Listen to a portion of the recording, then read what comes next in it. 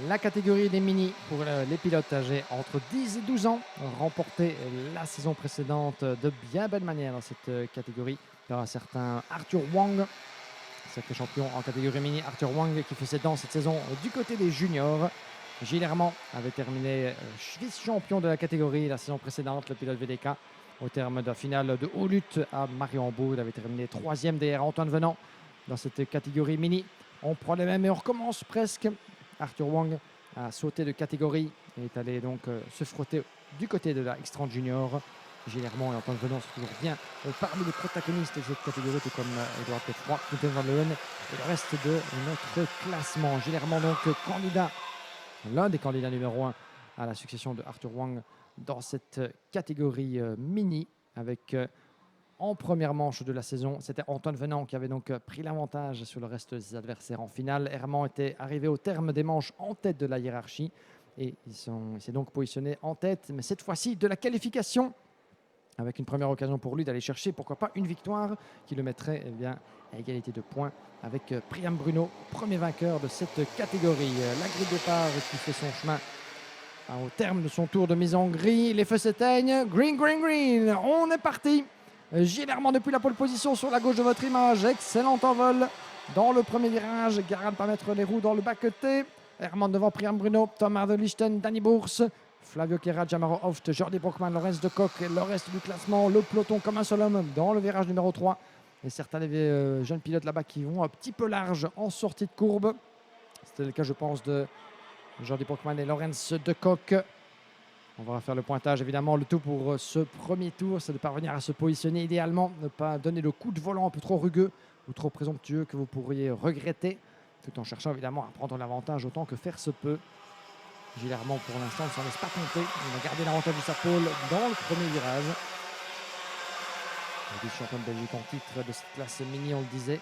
Ancien champion de la catégorie mini-rookie, Gilles Herman est bien décidé à capitaliser sur le fait que Arthur Wang est désormais du côté des juniors. Il n'y a plus d'un pilote évidemment prêt à lui mener la vie dure dans cette saison de compétition. On commence par Priam Bruno, vainqueur de la première manche.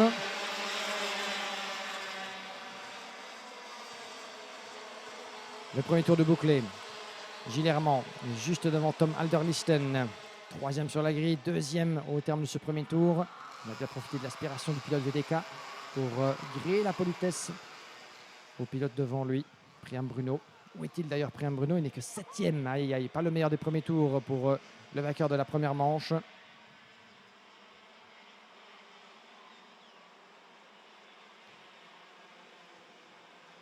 Juste derrière, nous avons en troisième position Danny Bourse devant Flavio Chiera, Jamor Hoft 5, Priam Bruno 7 derrière Jordi Brockman, Big Van Shade les 8 devant Lorenz de Coq et Timo Rufflard qui nous fait un bon début d'épreuve à se maintenir au bord du top 10 là-bas. En dehors du virage numéro 11, l'épingle à cheveux de l'autre côté du tracé. La descente vers la chicane. Toujours sous le commandement de Gilles Herman qui ont déjà mis quelques mètres en avance sur lui, entre lui et Tom Harder-Lichten, le pilote néerlandais. Ça repasse devant nous. Tom Harder-Lichten qui évolue ce week-end sous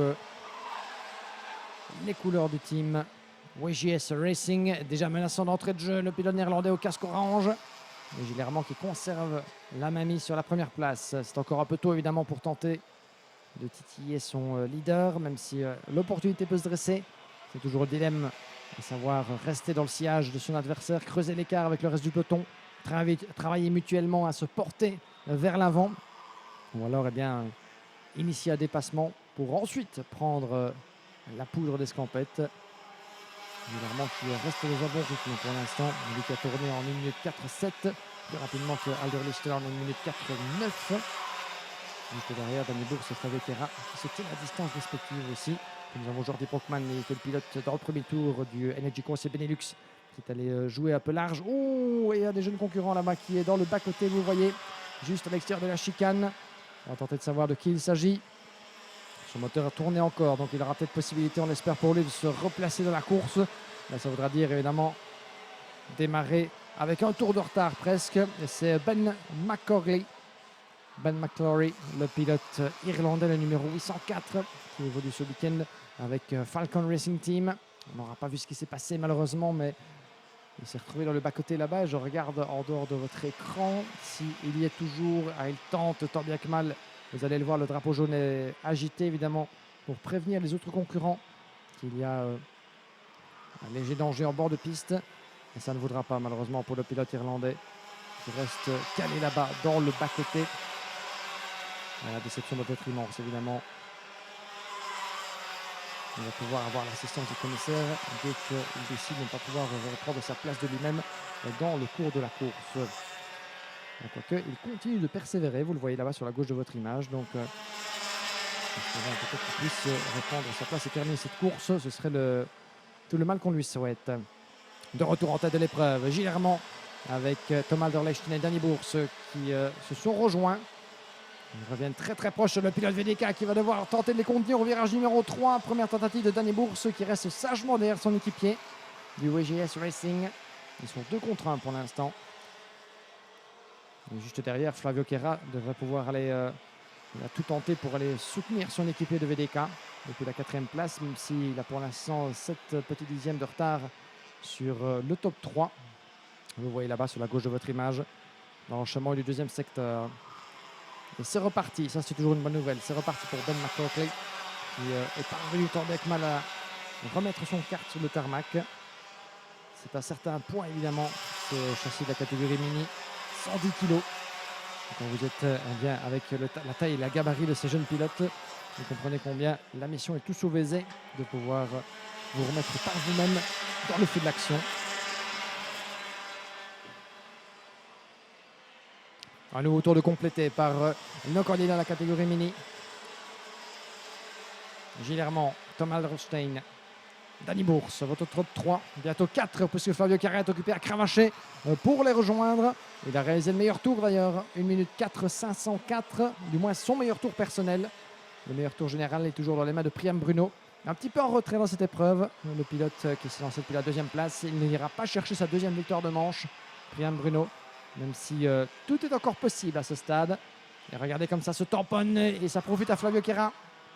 Il va chercher la 3e place, bien exécuté là-bas, dans le virage numéro 7. Le numéro 8 qui a profité à la corde juste avant la chicane. 2 VDK, 1 et 3, 2 WGS Racing, 2 et 4. Le duel est lancé.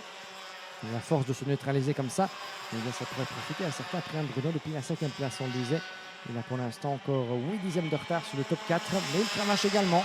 Et il emmène avec lui Blink Van Schendel, Jordi Brockman, Lorenz de Kock. Et le reste du top 10 complété par Jamaro Hoft et Czech Pieterse.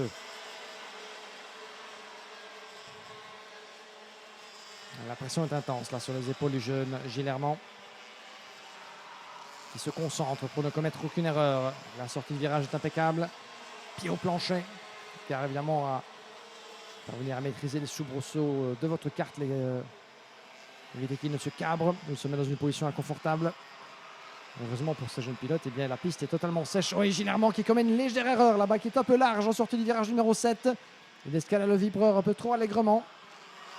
Ça aurait pu profiter à Tom Alderlechten. Et ce top 4 qui se resserre de tour en tour, avec un drapeau bleu qui est agité, là, des attardés qui va devoir laisser place juste devant.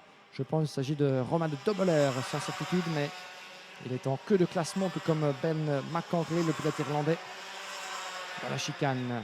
Ils sont 4 dans la même image. Je pense que c'est effectivement Ben McCaughey qui va devoir effectivement se ranger sur le côté. C'est le 855, pardon, c'est Romain de Dobbeler qui prend l'extérieur de la trajectoire et qui va malheureusement pour lui ruiner son train de pneus dans les marbles, comme on appelle ça, donc les dépôts de gomme.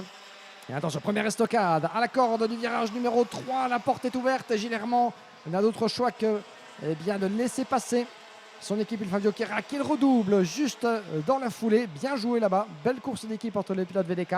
Mais ça profite à Tom Alderlechten, le pilote néerlandais, votre nouveau leader. Avec 2 minutes encore jusqu'au drapeau à damier. Et regardez qui revient dans la course. Priam Bruno. Cette course n'est pas finie. Cette manche qualificative est loin d'être finie. Le drapeau à damier pointe le bout de son coin à l'horizon. Mais Priam Bruno a compris qu'il avait encore une énorme carte à jouer. Il a déjà une victoire dans la besace, le pilote d'Ice Racing. Et il pourrait peut-être faire la passe de 2. Puisque devant, eh bien, ça se neutralise mutuellement. Vanderlichten est en tête, poursuivi par les pilotes VDK. Priam Bruno qui se veut très menaçant là-bas. Il va y aller, Priam. Je pense que là, il n'a rien à perdre. Il va surprendre, ou du moins tenter de ses adversaires.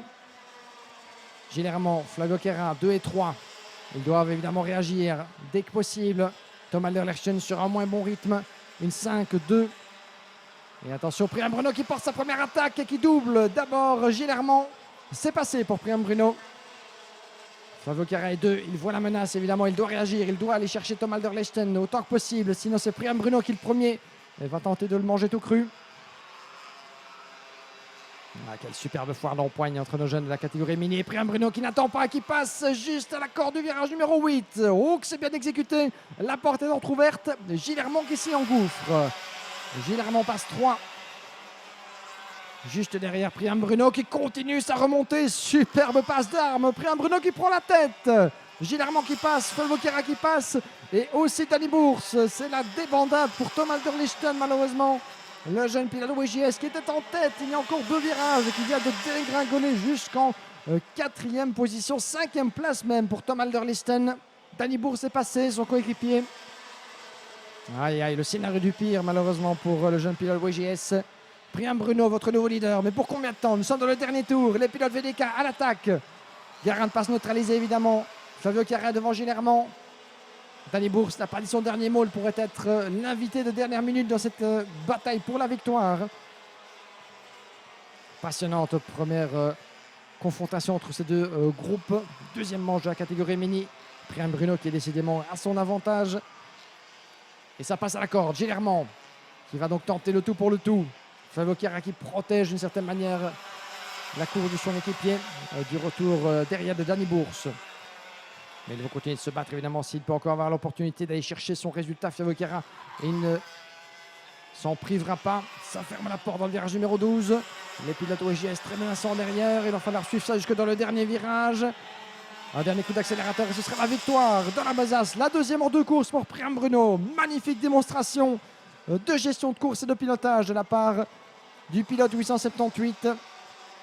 Dice Racing peut être bien fier de son jeune poulain, puisque Priam Bruno vient de prendre une 2e victoire en autant d'épreuves. 2e à Mariembourg, double victoire en 2 manches pour Priam Bruno qui d'ores et déjà s'affirme comme le leader et futur poleman de la finale en catégorie X30 Mini.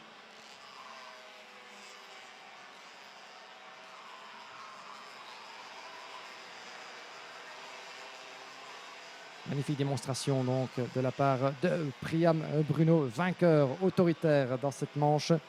Lui qui avait été un des grands animateurs de la catégorie mini rookie en 2022, qu'il avait tout simplement remporté de main de maître.